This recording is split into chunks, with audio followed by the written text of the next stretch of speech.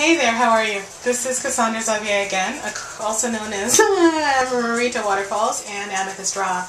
It is Sunday, July 28th, 2013 in Philadelphia, Pennsylvania. I've posted a lot of, at least I've recorded a lot of stuff today. I don't know when they'll go up. I'm dressed very comfortably.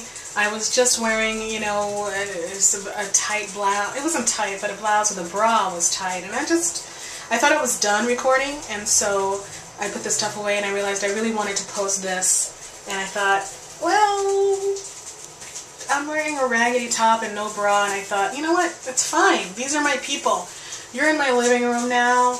We have a lot of comfortable couches here with a bunch of crocheted country throws over them. We have a lot of ottomans because no sitting room, family room, living room is complete without enough ottomans for everyone. If you can't lean back and put your feet up, there's just no comfort. Anywho, so basically, so that's what we're doing. We're all hanging out, we're relaxing, and if it's hot, you've got a nice big glass of lemonade or decaf iced tea, and if it's cold, you've got a nice big mug of cocoa. You gotta. And so I wanted to talk about suicide. Suicide and Christianity. Yeah. As a bipolar person who's been depressed and an incest survivor and a lot of glamorous things like that, suicide has been a part of my consciousness since age 8, since I can recall. It's always just been there. And when things have been really bad, that's when it's like contemplation. But otherwise, it's just there. It's just there.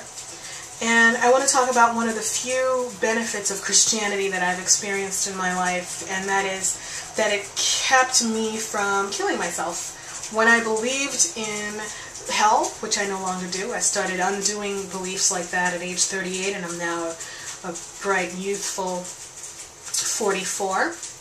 And so I definitely, you know, I had a support group called Sisters Healing Together from 96 to 99 at the William Y. LGBT Community Center in Philadelphia, and it was a peer support group for women survivors of incest with a special focus on compulsive overeating, because until then I hadn't seen one that blended the two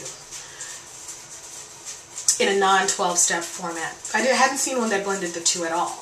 So I started it, and so we ran that for 3 years, and one of the people in that group I shared something, and she said, yeah, me too, and I was really surprised by that. I said the thing that kept me from killing myself was the threat of hell, because I'd been going to Sunday school and reading the Bible and being indoctrinated in this thing that says that there's a hell and you'll go to it if you kill yourself. And I didn't want to go to hell, so I didn't kill myself. One of the reasons that when I recently came out of the hospital after I had a breakdown, after my partner Tom died in March, there I said it again, is I was subscribed carbamazepine and not lithium, because you can't OD on, you can't die taking too much of carbamazepine. That was really startling, that they wouldn't give me lithium because they knew my situation. So that's when it comes home, when you're like, wow, you know, you're right, you're right, you're right. You know, you're right. So basically, can't believe I just told you what one of the meds that I'm on. But anywho, so there you go, you have it. I like to share. Yeah, I don't believe in hell anymore. So it's okay to kill myself if I want to kill myself. I don't believe I'm going to meet a terrible thing on the other side in the afterlife. I just don't. And that can't help me anymore. So if I want to stay alive, I have to come up with other things that keep me here, not the threat of hell. And in a way, it's a beautiful thing. It's a beautiful thing to know that every day I choose to be here. Every day, thank goodness I haven't had a strong suicidal thought in at least 7 weeks, 7 days. I'm kidding. It's been, even just a few days ago I was thinking about it. Sometimes we think about anything to get out of a problem. I have to move. Maybe I could kill myself. I'm totally serious, she said, laughing. And So yeah, so I think it's actually a beautiful thing, that it's kind of like if you know, in a lot of cultures, I was reading about Boston marriages the other day, and that was when women used to set up house with women. They would just live with women because they either could afford it, because they had money from their families, or because they were in a profession that allowed them to have their own money. This was when women married men for money. That you need, you know, in so many cultures and so many times, women set up homes with men for the income that men provided. So it's that way with suicide in Christianity. If you don't believe in Christianity, or even if you don't believe in God, I'm a legally ordained minister. I minister through music and through writing and through this and through sexuality and things.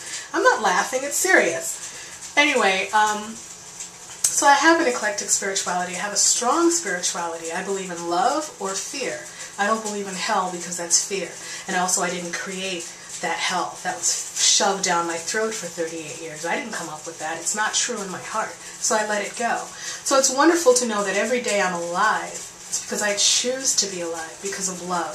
And I know that if I ever want to leave this plane by my own hands, this plane of existence, I can do so and know I will be met on the other side with nothing but the total love and the sense of belonging that we all seek. Universal love, totally unconditional love, that what we're looking for, the bliss. Heaven waits for me on the other side regardless of how I meet my end. So I'm very grateful for that, and I want to share that with you all. That is one of the benefits of Christianity, though, that it did keep me alive for a long ass time. So be good to yourself, love yourself. It's love or fear, and every moment we're choosing. Thanks. Stay well.